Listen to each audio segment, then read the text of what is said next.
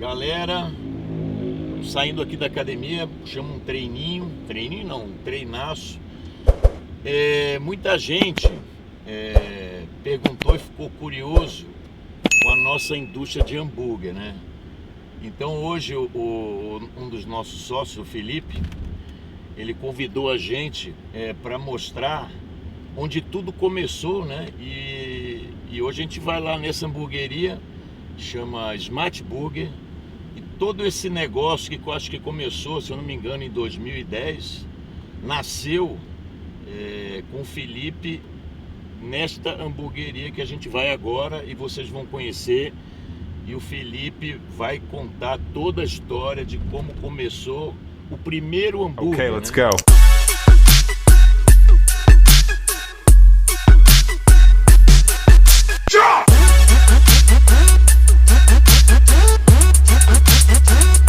Galera, tô chegando aqui.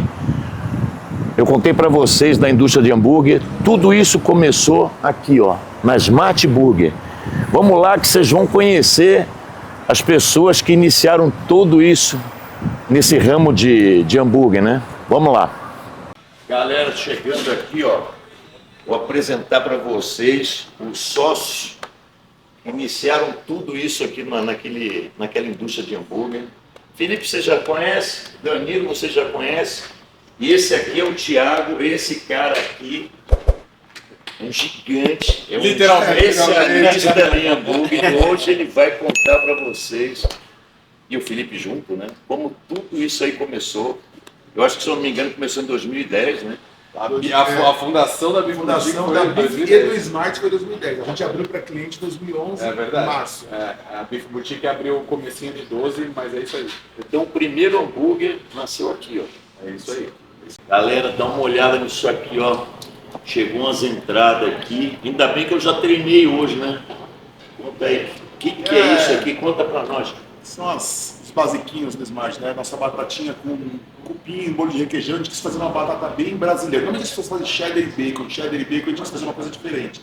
Então é um cupim defumado aí por algumas horas e um molho de requeijão.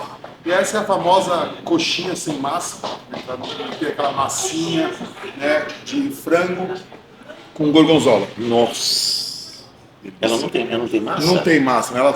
Você só faz a bolinha de gorgonzola com frango e empana direto, sem farinha. E faz o formato da coxinha. E faz o formato da coxinha. Então ela é bem cremosa. A conversa tá muito boa. Cremosa. Vamos pegar ela, tá bem cremosa. Eu vou pegar aqui uma aqui. Olha isso. Nossa! Tô tentando escolher aqui um hambúrguer no cardápio, mas olha, tá difícil escolher, viu? É um mais legal que o outro. Eu vou nesse especial 14.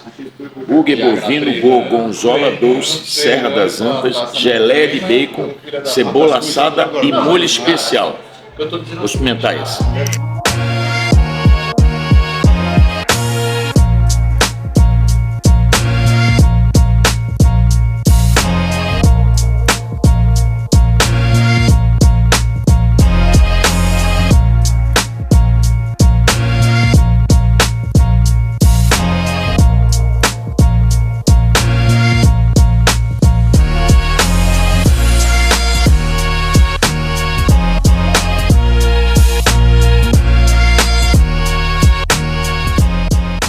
Galera, agora chegou aqui o hambúrguer. Dá uma olhada nisso aqui. Meu Deus. Bonito. Bom. Galera, ó, terminamos de comer agora o hambúrguer. Show de bola. Gostou? Eu comi aqui, qual que foi que eu comi? O 14? Especial 14, é o de 14 anos do Smart. Agora tá chegando no 15 já, mas esse 14 aí Cara, vai dar sucesso. sensacional. Muito bom. Daqui a pouco eu vou comer outro. Pré-treino. E agora a gente vai saber, foi eles que iniciaram todo esse processo lá da BIF, né? Da indústria de hambúrguer. Eu quero saber do Thiago, do Felipe, como é que tudo isso começou. Conta para nós aí a história, Vinícius. Vamos dividir a história em três partes. História do Smart, rapidamente, a história da Beef E a história da junção. depois essa junção. Começou a Smart primeiro. A Smart um pouquinho antes da Beef, mas elas começaram praticamente na mesma época. A Smart ela surgiu de uma paixão por hambúrguer, uma oportunidade numa cidade que não tinha hamburgueria. Então eu juntei essas duas coisas, que eu fazia a faculdade na Embi Morumbi, muito perto de uma hamburgueria famosa de São Paulo, então eu ia muito e falava, cara, minha cidade não tem nada assim. E eu acho que uma das coisas que me fez fazer isso, né, foi o propósito. Eu sempre quis, como eu sou criado aqui em Osasco, eu sempre quis que Osasco tivesse um lugar legal. Porque Osasco sempre sofreu muito preconceito das pessoas. Em Osasco, em Osasco, em Osasco. Para quem é meio da região aqui sabe. Então eu sempre tive esse propósito. E eu acho que isso que me manteve firme durante esses anos, porque meu negócio vai super bem hoje, mas nem sempre foi assim. E aí a gente abriu a Smart em 2011, um pouco antes do boom. O boom de hambúrguer no Brasil foi em 2014. Então a gente teve esse tempo de abrir, de quase quebrar, de se levantar, de se reinventar, antes de vir o boom. E aí quando veio o boom a gente estava bem estabilizado, e a Smart conseguiu surfar um pouquinho na onda, né, de hambúrguer, e a gente hoje é uma referência. Acho que a gente é a maior marca de hambúrguer de Osasco, e o principal, a gente conseguiu colocar o Smart no mapa do hambúrguer do Brasil, né, por muitas coisas, inclusive a Beef tem muito a ver com isso, desses processos de qualidade. Acho que essa é basicamente a história, e aí eu vou parar mais ou menos em 2017, deixar você contar a história dele, da Beef, até chegar no mesmo ano, para a gente contar como começou esse negócio da Beef Boutique. A Beef, ela foi CNPJ de 2010, outubro de 2010. E aí inaugurou em 2012, fevereiro, então deu 1 ano e 4 meses entre obra e tudo para inaugurar. Inaugurou a primeira portinha ali, pequenininha, da Beef Boutique. Os primeiros 2 anos foram, assim, um espetáculo. Porque a Beef Boutique naquela época era... Boutique de carne. Boutique de carne. Tá. Boutique de carne, como diz o nome. Antes da moda também. Bem antes da moda. Bem antes da moda. A moda da boutique de carne é mais recente. Mas o que acontecia? Quando eu queria comprar uma carne boa, eu tinha que andar muito. E aí eu me lembro que eu começava a olhar os lugares que tinham, e essa galera não tinha muita seleção.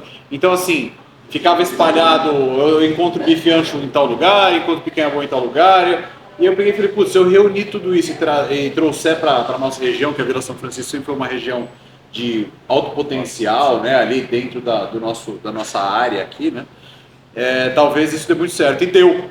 Então os 2 primeiros anos da Beef Boutique foram inovadores para o público que precisava de uma carne premium, e a gente resolveu expandir já no segundo para o terceiro ano, e aí virou aquele tamanho que é hoje, né, e a Beef Boutique não parou de inovar. A gente começou a fazer happy hour ali à noite. Então a gente assava a carne ali, o cara queria comer, sentar, só que a gente... Na semana, só que o Sérgio, o Thiago se lembram, o Sérgio também é da região, aquela avenida ali, você podia estacionar o carro dos dois lados, me passou a ciclofaixa. Não tinha ciclofaixa. Não tinha, antigamente não tinha. Só que a ciclofaixa ajudava muito a gente, porque o cliente que estava descendo, ele parava ali, atravessava a rua, comprava, depois ia embora. Ali conseguia parar carro. Era permitido dos dois lados. E aí a gente até tem as 5 vagas hoje na Beef, mas na época, para o happy hour, isso aí estragou, porque o cliente que vai consumir no local, ele precisa de mais vagas de estacionamento, né? Então isso deu uma esmurecida assim, né, na época, e aí a gente voltou a focar só na operação de carne varejo, e paramos com a parte de... Mas ia bem no happy hour? Ia bem, era um happy hour. A gente começou de terça em diante, depois o que a gente fazia, né? No começo, como a gente não tinha muita ideia de como ia ser, a gente abria de terça em diante. Depois a gente via que, terça, quarta é um movimento mais brando, então vamos deixar só quinta, sexta e sábado. E aí era uma boa estratégia, porque você pegava funcionário freelancer, né, para esses 3 dias, conseguia otimizar ali o tempo e ia muito bem. Mas quem tem empresa sabe, né? Parece que toda hora vem alguém e faz questão de puxar seu tapete, né? Seja no âmbito de leis ou de prefeituras e gestão, né? gestão pública. Mas a gente vai se virando e aí trabalhando normal, como a gente sempre teve, boutique de carne indo bem e tudo. O problema é que nosso tamanho era muito grande, porque aquilo ali foi dimensionado para ter diversos serviços, né? E aí a gente estava meio que encurralado com aquele tamanho todo, mas sendo subutilizado, né? Aí eu me recordo que um dia o Thiago mandou uma mensagem porque ele estava descontente com o fornecedor de carne dele, que vinha de longe, e aí ele queria ver se a gente não fazia um blend para ele, né? E eu falei, cara, não sei, vou tentar, enfim. Aí eu mandei moer qualquer coisa que sobrava lá. Falei, manda isso aqui e manda para ele. Aí ele comeu e falou, cara, você tá uma droga. Na verdade, aconteceu, eu estava muito incomodado com o meu padrão, não tinha padrão, eu queria um fornecedor de blend, não tinha ninguém que fazia isso por aqui. E aí eu achei o feio porque a gente tinha um amigo em comum, que é o Thierry, que hoje mora em Orlando, e o Thierry falou assim, cara, tem um cara que é muito gente fina, então um de carne aqui pertinho, vai lá e fala com ele. E aí eu fui, a gente começou meio que estreitar esses laços, ele começou a mandar, só que ele mandava com carne de churrasco, muito irrigada e às vezes não ficava tão bom. Eu falei, mano, não é assim, não é assim, não é assim. Ah, acertamos. Quando a gente acertou, eu falei, cara, beleza, vai me fornecer novo. Eu falei, cara, eu acho que você está fazendo um trabalho bem feito, vou começar a indicar você para uns amigos. Eu até falei com ele esses dias, o primeiro cliente depois de mim. E aí eu comecei a indicar, ele começou a mandar, e o Felipe é muito preocupado com essa parada de padrão, de montar um negócio bem feito, e aí ele foi fazendo, ele foi com qualidade, e aí eu comecei a entregar em caixa, né? Ninguém fazia. Eu queria saber, eu falei, Thiago, como é que você recebe? Ele falou, cara, eu recebo numa moto que vem quente.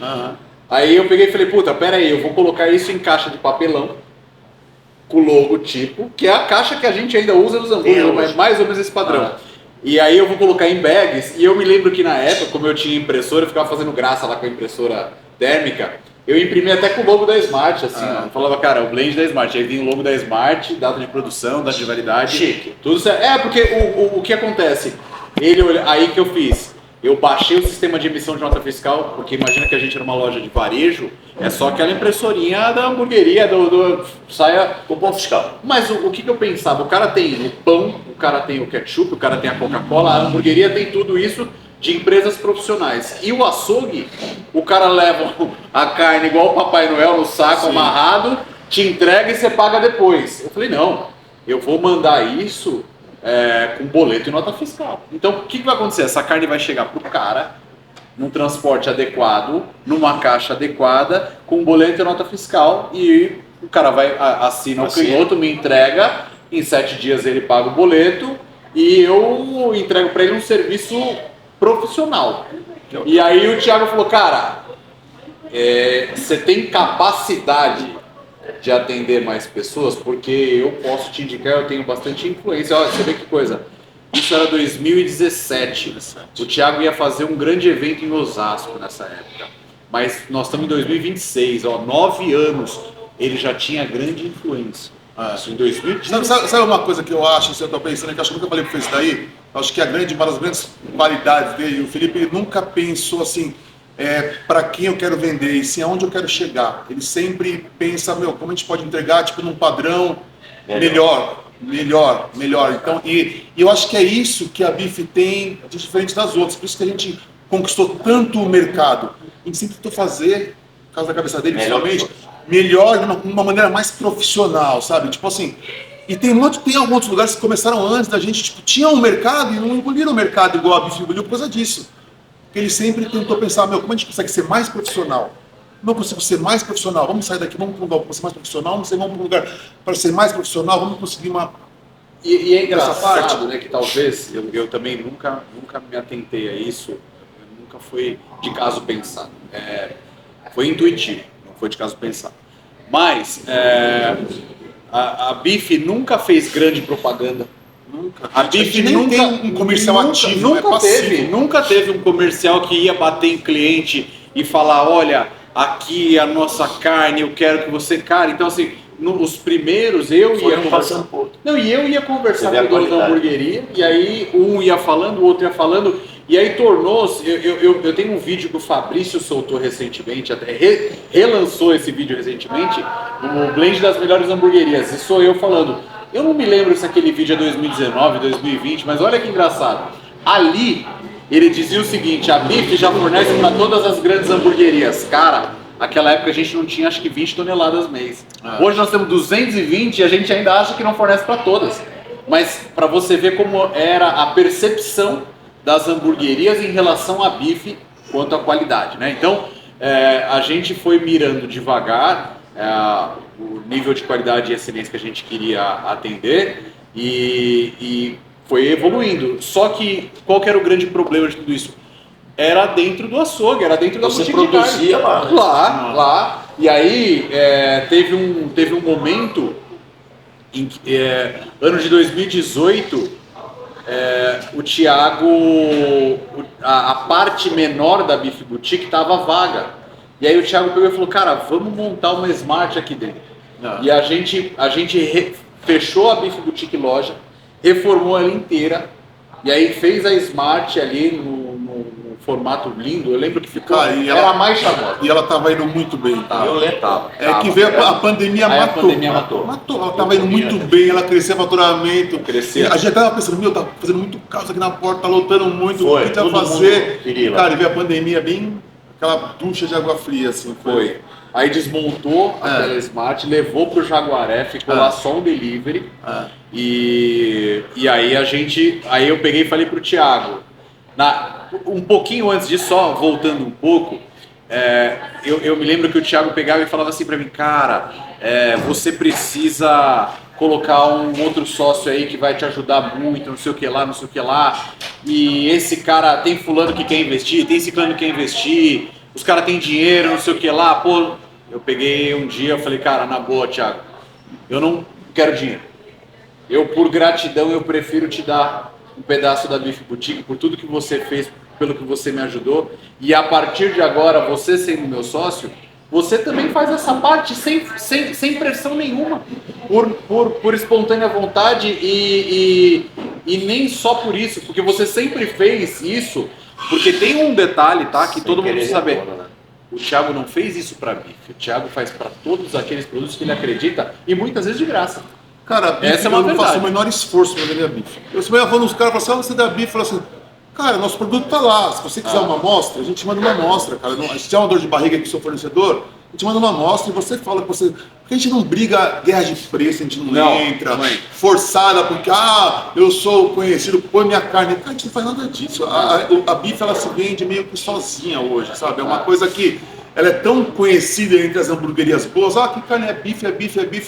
Tipo, a gente, de verdade, a gente poderia até errar, vamos fazer um comercial agressivo, mas a gente não precisa de verdade.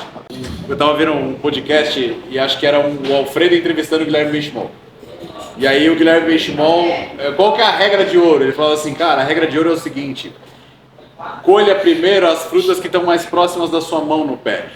O problema é que você nem colheu todas que já estão perto da sua mão, você já quer virar o topo da árvore para colher a manga que está lá em cima. Mas tem tanta manga aqui e você está querendo expandir para outros horizontes, né? E aí quando eu também perguntava algumas coisas, pedia alguns conselhos para meu pai, ele falava para mim, cara, vocês têm que crescer, ganhar o dinheiro que é merecido, mas isso não precisa ser feito de uma vez. Ele pode ser feito por partes e devagar, né? Você não precisa querer tudo de uma vez. Então, vai devagar e deu certo indo devagar. Porque de lá, quando não coube mais a Bife Boutique ali naquele espaço, por sorte, o pai do Thiago tinha um galpão em Osasco. Acabado de desabitar. Acabado. E aí a gente, então, Thiago, vamos pra lá. Contratinho de boca, vambora, cara. Montamos câmara fria lá, eu falei, cara, eu preciso montar rápido. E esse era um problema de ter que montar rápido, porque quando você tem que montar rápido, você não pensa em fazer estruturado, você só pensa em solucionar um problema. Qual que era o meu problema? Era espaço. Então eu precisava ter um espaço maior. Se a gente tivesse já pensado antes, montaria uma estrutura preparada para selo de Ministério da Agricultura e tudo. Mas nesse caso, o nosso problema lá era tão grande em relação ao espaço, a gente teve que fazer um galpão às pressas. E aí a gente fez, deu muito certo, porque a gente solucionou e aí a gente separou as operações do que era loja, do que era frigorífico. frigorífico, porque aí a gente dividiu o CNPJ. Antigamente era um CNPJ só. Então, eu nem sabia se a loja dava dinheiro ou se o blend dava dinheiro, porque era uma coisa só. Um segurava o outro, um caixa só. Aí, quando a gente dividiu isso, a gente começou a olhar e falar, ó, a loja então caminha dessa maneira e a operação de blend caminha dessa maneira. Até aí, era só blend e pacote de 3 kg resfriado, 2020. Quando a gente mudou para Osasco, que a gente viu aquele tamanho inteiro de espaço para trabalhar, a gente falou, nossa, agora a gente está tranquilo. Passam-se alguns meses, nós estamos fodidos. O que está acontecendo hoje? Mano, é mais ou menos isso. Mas toda vez que você cresce, fala, agora... A gente foi na visita lá. Você fala, agora eu resolvi meu problema. E aí, o Thiago, nessa época, a Smart... Então, aí já tinha a Smart Carapicuíba, né? Tava, acho que, iniciando ali a Smart Carapicuíba. A Smart aqui crescendo sempre muito. A gente teve uma grande sorte de na pandemia, como a Smart da Vila São Francisco estava fechada, ali eu atuava muito no delivery. Cara, a gente acho que tem foto até hoje, pilha, de motoqueiro na frente assim. E você falava assim, cara, as hambúrgueres tudo ficando sem carne, porque os pedidos de delivery eram violentos, assim, você não conseguia atender todo mundo rápido, porque... E a Bife estava trabalhando. Cara, na pandemia vendeu muito. Na pandemia. Pô, até um pecado, se fala assim, a pandemia foi bom, né? Cara, vendeu muito na pandemia. Porque o delivery vendeu muito. A gente estava preparado. Tipo, a Smart estava preparada para o delivery e a Bife fornecia para quem vai fazer delivery. Então, não tem como. Cresceu. Né? Cresceu.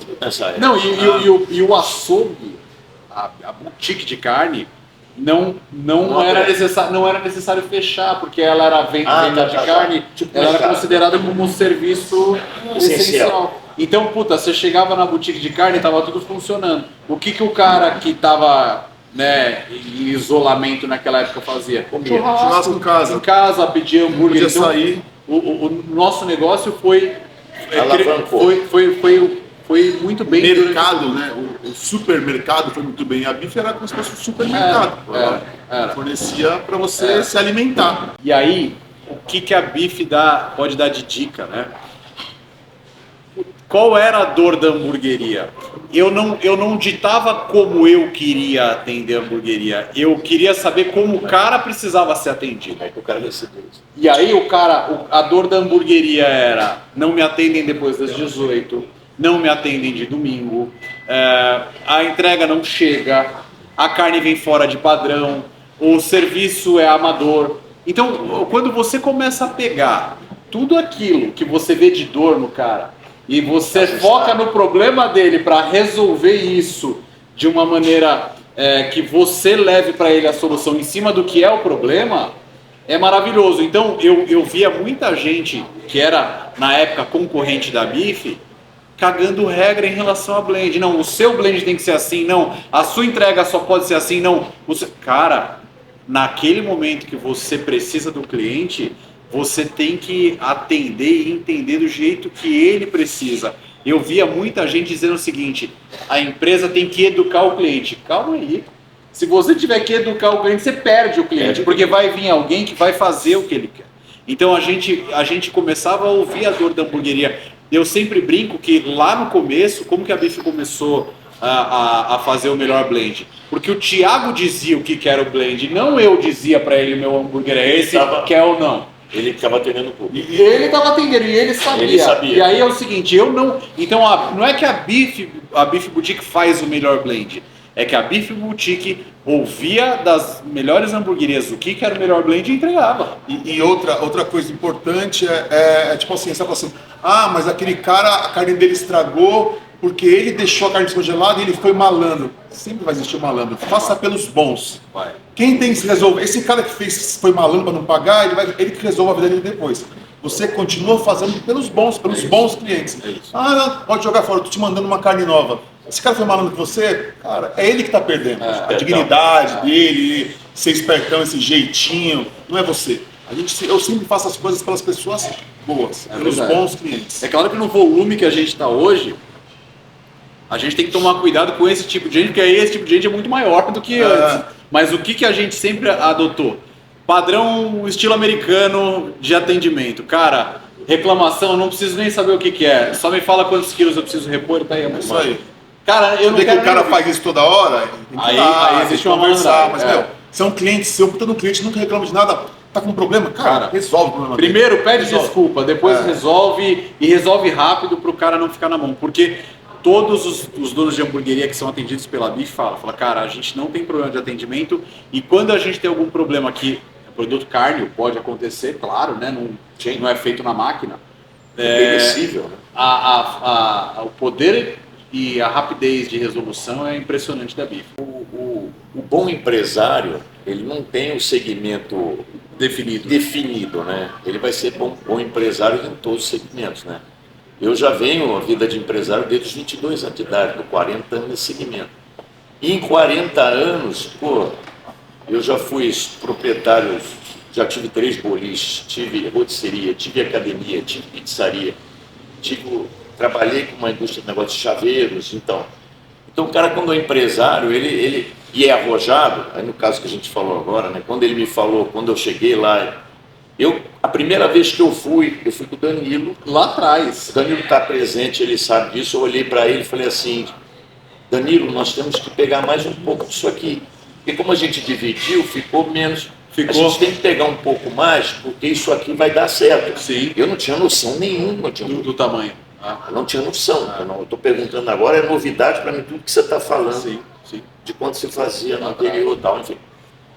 E aí começou o processo, aí um dia eu fui lá para ver o negócio do parte elétrica, eu acho, e aí a gente estava junto. E aí eu cheguei e eu vi o galpão lá, o aluga. Eu naquele momento eu já tinha visualizado que a gente ia precisar daquele pedaço, porque aquilo ia crescer. Mas mesmo assim, quando você chegou lá agora, você ainda tomou outro susto. Aí eu fiquei muito tempo sem lá, e a gente foi agora fazer a gravação, foi uma surpresa para mim, fiquei surpreso mesmo. Mas a gente fica... Cresceu assim, sei lá, em 2 anos, 10 vezes, né? Uma coisa absurda. É isso aí. E aí, nesse caso, essa visão que você tem, você acha que é algo que é treinável ou a pessoa nasce ou não? Eu já pensei nisso várias vezes. Você é treinável, mas eu acho que a pessoa já nasce assim. Eu contei da minha família no outro dia, né? A minha família é muito diferente. As pessoas até falam, você não tem nada a ver com a tua família. São pessoas mais pacatas, mais medrosas, né? Então eu acredito que eu já nasci com esse perfil. O empreendedorismo é uma veia. E fui aprendendo, fui aperfeiçoando ao longo do tempo, né?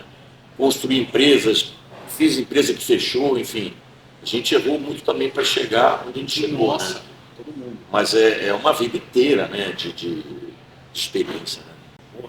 É muita noite sem dormir, é muita angústia. A responsabilidade é muito grande. Ah. Às vezes a pessoa fala, mas você tá bem pra caramba.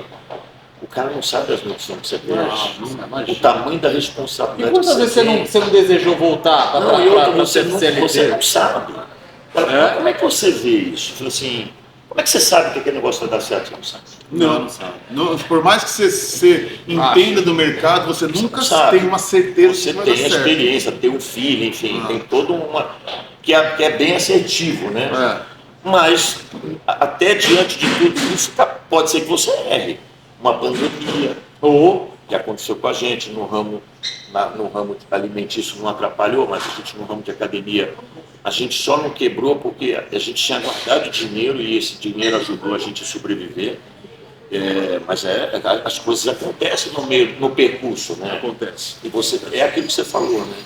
As noites de sono, né? Cara, eu acho que uma grande chave para o empresário hoje é a gestão de pessoas. Gestão de pessoas. Quanto mais você souber sobre gestão de pessoas, hoje está melhor. E aí, que mais tira a noite de sono para mim. Porque quando você tem um problema que é só seu, tipo assim, como eu vou pôr comida na minha mesa, você se vira. Agora, quando você tem 50, 60, 70, 80 funcionários, como eu vou não vou deixar de pôr comida na mesa dessas famílias? Isso é uma parada que quem não é empresário não tem noção de quanto é difícil, quanto ele já ficou chorando triste, quanto eu já fiquei Muito, chorando triste, provavelmente também o negócio que está quase fechando e fala assim, cacete, vou deixar 30 famílias desamparadas amanhã. É maluco.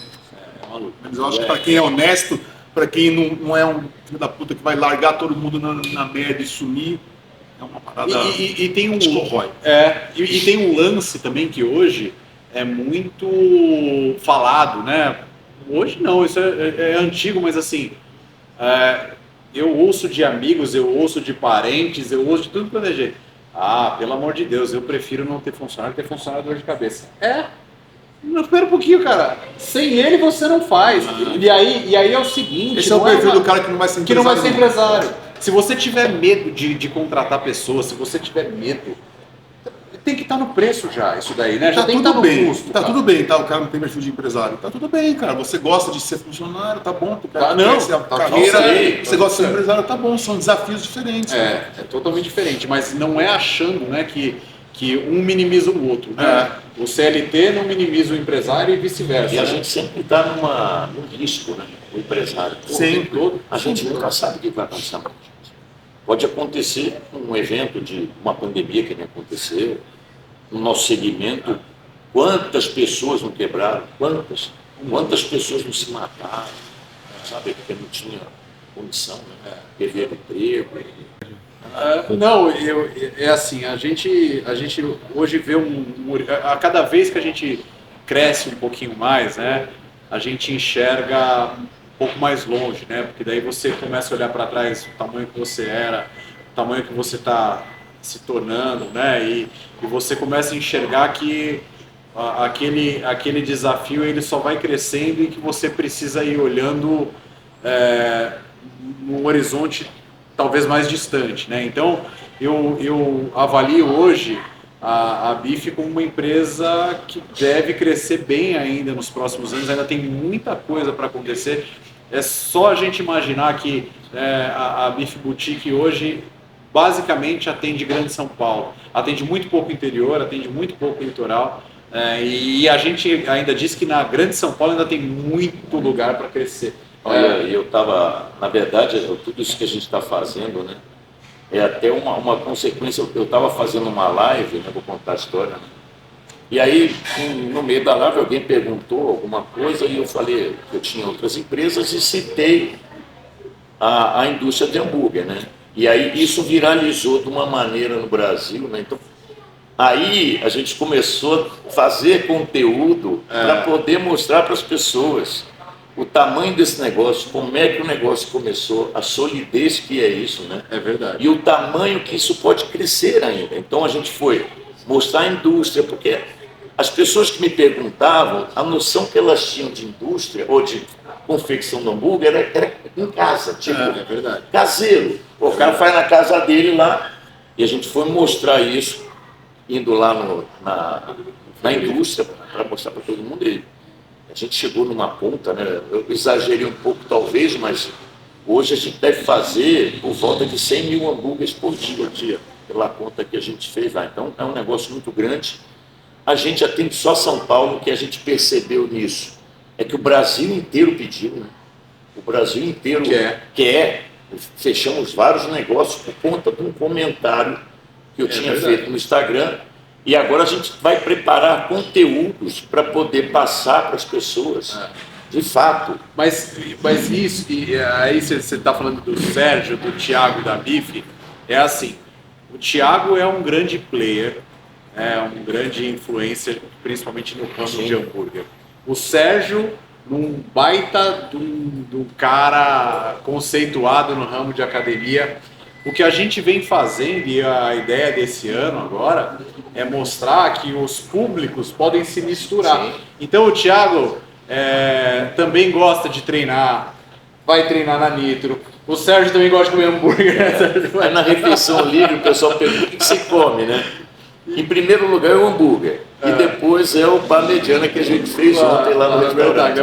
Mas a gente mostrar um pouco desses mundos, de como empresários de ramos distintos, né, acabam atraindo muito engajamento com um público novo de um para com o outro. De verdade, eu não fazia nem ideia do que aquilo que eu falei ia repercutir daquele tamanho. Mas para você ver a força do engajamento que o Thiago tanto fala, no fortalecimento das empresas. Fortalecimento das empresas. Então a empresa ganha força Sim, com tudo isso. Né? A ideia de fazer isso é a nossa empresa de academia fortalecer o grupo e o grupo fortalecer também a empresa de academia. É isso aí. Então cada empresa fica mais fortalecida mostrando todo esse conteúdo. E aí, o próximo episódio vai ser lá no açougue? Lá na boutique de carne. O próximo episódio vai ser na boutique de carne, porque eu sou assim, eu faço as minhas dietas, né, e eu preparo as marmitas em casa. Então, eu vou mostrar para o pessoal, porque o pessoal tem muita dificuldade na hora de fazer as marmitas. E lá na Bife, eu faço tudo porcionado. É verdade. Entendeu? Então, eu vou explicar para as pessoas como é que vem o frango, como é que vem a carne, como é que faz, como é que não faz, como é que congela, enfim. Galera, o próximo episódio vai ser lá na Bife Boutique. Bife Boutique Loja. E aí vou pedir para a galera o seguinte: a gente está começando aí com o YouTube, se inscreve lá, participa, vai acompanhando aí os próximos episódios.